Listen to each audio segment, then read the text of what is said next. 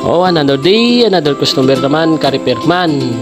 Mapagpala na hapon, alas 3 ang hapon pala to, no? Yun, no? Si ma'am, maraming aso si ma'am, natakot yung kasamahan namin, no? Pumasok sa agad, oh, yan, hinabol pa siya. Yun si ma'am. Yung mga aso niya, pinapasok niya sa loob, no? Para maglinis na kami. Saka pinuntahan ko na yun sa likod para makita natin yung aircon ni ma'am. Busted B, oh, marumita na talaga, oh.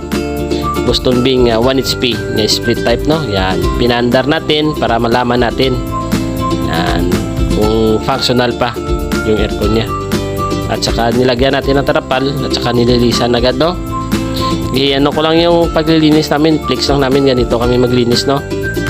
Yung board hindi na namin tinanggal kasi may blower man kami dala at saka takpan lang namin para hindi lang mabasa.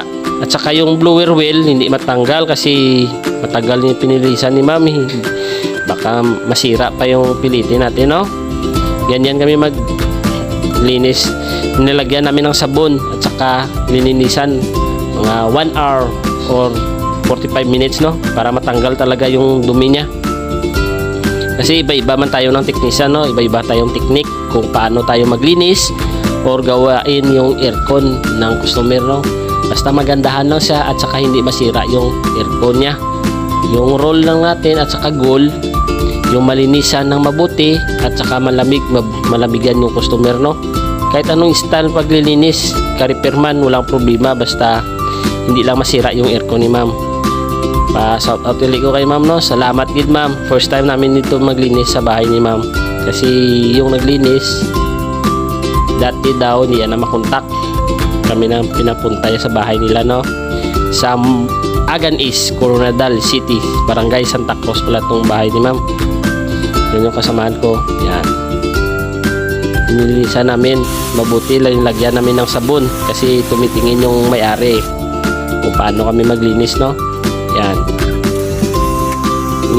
Pagkatapos namin linisan, binubuluira namin yan, no? Yan. Para matanggal yung basa. Baka nabasa yung board saka yung pan motor. Yan, no? Yan ang technique namin. Nagdadala kami ng blower talaga araw-araw. Basta maglinis kami, no? At saka mag-repair.